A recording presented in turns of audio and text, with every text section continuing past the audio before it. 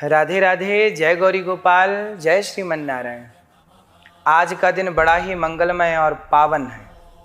आज हम सब विघ्नहर्ता, मंगलकर्ता, बुद्धि प्रदाता प्रथम पूज्य श्री गणेश जी के जन्मोत्सव का पावन उत्सव मना रहे हैं। गणेश चतुर्थी का पर्व मना रहे हैं। गणपति जी का नाम लेते ही, उनका स्मरण करते ही मन में आनंद की अनुभूति होने लग जाती है, उत्साह और सकारात्मकता भर जाती है।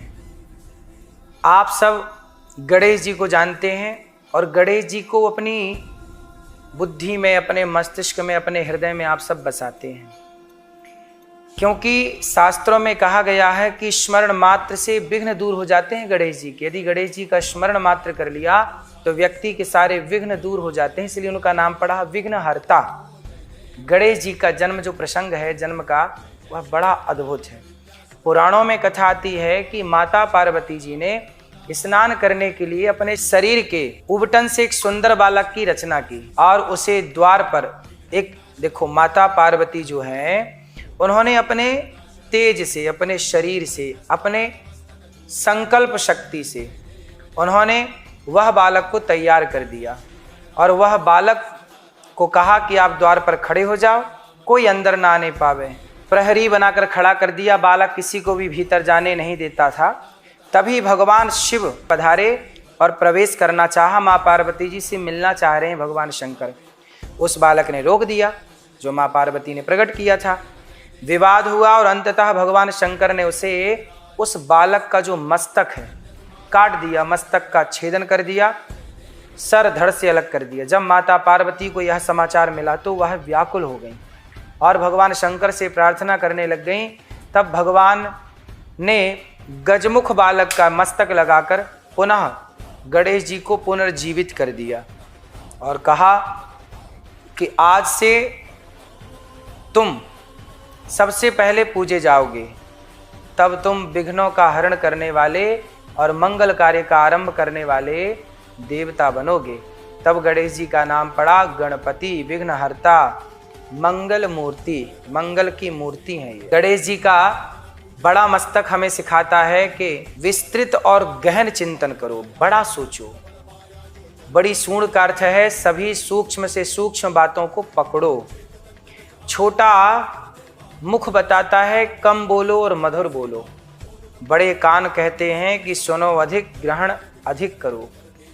छोटे नेत्र बताते हैं गंभीर दृष्टि रखो, सतर्क रहो।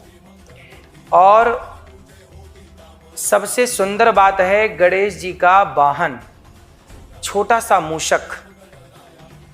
यह हमें सिखाता है कि चाहे अहंकार कितना भी हो, अहंकार कितना भी बड़ा क्यों ना हो, ईश्वर उसे विनम्र बना ही देते हैं, उस अहंकार को नष्ट कर ही देते हैं। गणेश जी का जो वाहन है चूहा, गणेश जी बुद्धि के देवता हैं और चूहा जो है वह तर्क का प्रतीक है। बुद्धि हमेशा तर्क पर सवार होती है, इसलिए गणेश जी बुद्धि के देवता और चूहा तर्क का प्रतीक है।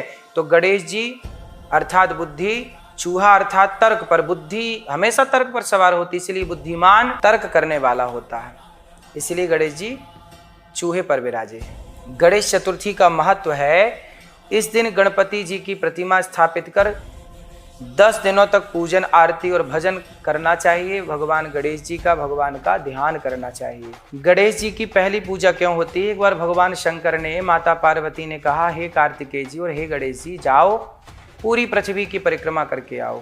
तो कार्तिकेय जी परिक्रमा करने चले गए और भगवान गणेश जी चूहे पर कैसे आगे जाएं? तो गणेश जी ने अपने माता पिता मतलब पार्वती और भगवान शिव की परिक्रमा कर ली और बैठ गए। जब कार्तिकेय जी आए तो उन्होंने कहा, हमने तो पृथ्वी की परिक्रमा कर ली, अब बताइए सबसे बड़ा बुद्धिमान कौन? तो भगवान शंकर बोले कि गणेश जी सबसे बड़े बुद्धिमान हैं। क्यों? क्योंकि इन्होंने माँ बाप की परिक्रमा कर ली। जो माँ बाप की परिक्रमा कर लेता है वह सृष्टि की परिक्रमा करने का फल प्राप्त कर लेता है। तब से गणेश जी प्रथम पूज्य बने और भगवान शिव आदि सब ने प्रथम पूज्य माना। एक बार गणेश जी की भक्त गणेश जी से प्रार्थना करते हैं कि हमारे जीवन के सभी विघ्न दूर हो जाएं, बुद्धि और विवेक की प्राप्ति हो। और धर्म मार्ग पर चलने की प्रेरणा प्राप्त हो। शास्त्रों में वर्णन है कि गणेश चतुर्थी की रात चंद्रमा को देखना वर्जित माना गया है। चंद्रमा को यदि आप देख लेते हैं गणेश चतुर्थी के दिन तो कलंक लगता है। जो आपन चाहे कल्याणा, सुजस सुमति शुभ गति सुख नाना, सो पर नार लीलार गुसाई, तजऊ चौथ के चंद्र की नाई। तो रामचरितमानस में भी चौथ के चंद्र की नाई, चौथ के चंद्रमा को त्यागने का वर्णन मिलता है, क्योंकि इसी दिन गणेश जी पर चंद्रमा ने उपहास किया था। चंद्रमा को श्राप क्यों दिया गणेश जी ने कि जो आज के दिन चतुर्थी के दिन तुम्हें देखेगा चंद्रमा वो कलंकित हो जाएगा, क्योंकि गणेश जी का उपहास कर दिया ना चंद्रमा जी ने। इसलिए आज के दिन से जो व्यक्ति चांद का दर्शन करेगा वो झूठा आरोप लगेगा, कलंकित होगा, ऐसा श्राप दिया। तभी से परंपरा चली कि इस दिन चांद देखने से बचा जाए।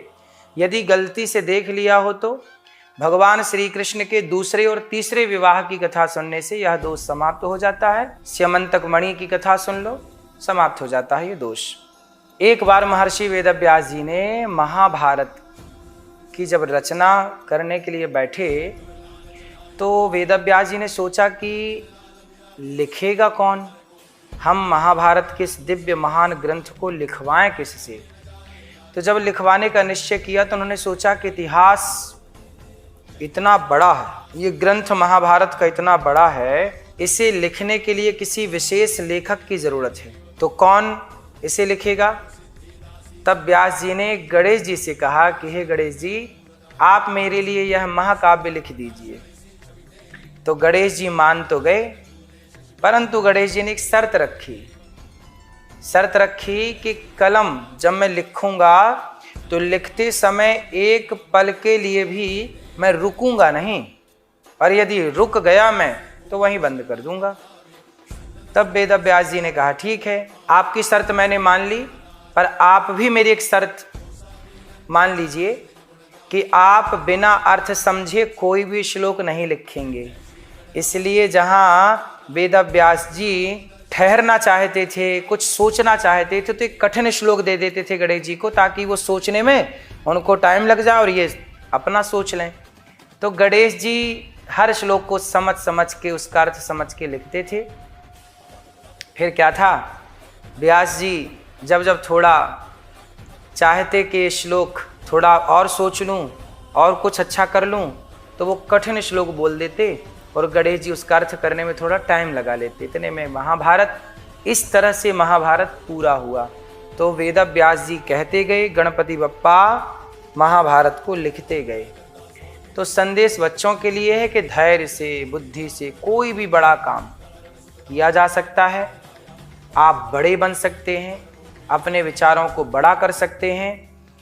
गणेश जी जब लिख रहे थे महाभारत तो हर श्लोक को वो समझ के लिख रहे थे। इसका मतलब ये है कि आप कोई भी काम करिए, आपके लिए मैसेज है, कोई भी आप काम करिए तो समझ करके करिए। किसी ने क्या कहा कोई बात नहीं, आप क्या कहने जा रहे हैं। किसी ने क्या देखा कोई बात नहीं, आप क्या देखने जा रहे हैं। इसलिए कोई क्या कर रहा है इससे आपको फर्क नहीं पड़ना चाहिए, आप क्या कर रहे हैं। इसलिए आप समझ करके करें, देख करके करें कि जो आप कर रहे हैं वो सही है या गलत है। रावण इतना बुद्धिमान था, परंतु उसकी बहन शूर्पणखा बोली कि सीता बहुत सुंदर है, चुरा लाओ। रावण गया, चुरा के ले आया। क्या रावण जैसे विद्वान को ये शोभा देता है कि बहन की उसने ये बात मान ली, पराई स्त्री को चुरा लाया। कम से कम विचार तो करता कि मेरी बहन नाक कटवा के आई है, तो पहले ये तो देखता कि बहन तुम वहां गई क्यों थी नाक कटाने। एक बार अपनी बहन की भी, शूर्पणखा की भी तो गलती देखता रावण। उसने विचार नहीं किया, जबकि गणेश जी लिखते समय क्या कर रहे हैं, विचार कर रहे हैं, इसका अर्थ समझ रहे हैं। समाज की कोई भी बात हो उस पर विचार तो करिए, वो आपके लिए कितनी सही है। अब जैसे आपके दोस्तों ने कह दिया कि यार शराब पी लेते हैं, चलो एक बार विचार तो करिए कि शराब पीने से कितनों का भला हुआ, तुम्हारा क्या भला होगा। इसलिए कोई भी काम बिना विचारे जो करें सो पाछे पछताएं, काम बिगाड़ें आपनो जग में होत हंसाएं। इसलिए कोई भी कार्य करिए विचार करके करिए, बिना विचारे कोई भी कार्य मत करिए, उलझन बड़ी होगी। परेशानी बड़ी होगी। इसलिए आप अच्छे सच्चे रास्ते पर चल रहे हैं तो जरूर विचार करिए। गणेश जी हमें सिखाते हैं जीवन में हर कार्य की शुरुआत ईश्वर का स्मरण करके करें। कोई भी कार्य करें तो परमात्मा का स्मरण करें। कठिनाई आए तो धैर्य और विवेक से उसका समाधान करें। और सबसे बड़ी बात है अहंकार को त्याग कर विनम्रता को अपनाएं। तो आइए इस पावन पर्व पर हम सब मिलकर के प्रार्थना करें कि हे गणपति बप्पा, हमारे जीवन से सभी विघ्न दूर करो, सद्बुद्धि दो और समाज में धर्म सेवा व प्रेम की ज्योति जलाए रखो। गणपति बप्पा मोरया, मंगल मूर्ति मोरया। आप सबको गणेश चतुर्थी की बहुत बहुत शुभकामनाएं। भगवान गणेश जी सदा आप पर और आपके परिवार पर कृपा करुणा बनाए रखें और बरसाते रहें। यही ईश्वर से मंगल कामना है कि आप सुखी स्वस्थ रहें। और गणेश जी बहुत कुछ सिखाते हैं। गणेश जी को लड्डू का भोग लगता है। लड्डू अनेक दानों से मिलकर बना होता है। जैसे कई दाने इकट्ठे हो जाते हैं, ऐसे हम सभी सनातनियों को संगठित रहना चाहिए, लड्डू की तरह एक होकर रहना चाहिए। और जैसे लड्डू मीठा होता है, हम सनातनियों को आपस में संबंध मीठे रखने चाहिए, मिठास हो रिश्तों में, और हम सभी सनातनी संगठित रहें। जय श्रीमन्नारायण, जय श्री कृष्णा, राधे राधे। संगठित रहिएगा, यही गणेश जी का ये पावन त्यौहार हमें समझाता है। जय श्री कृष्णा।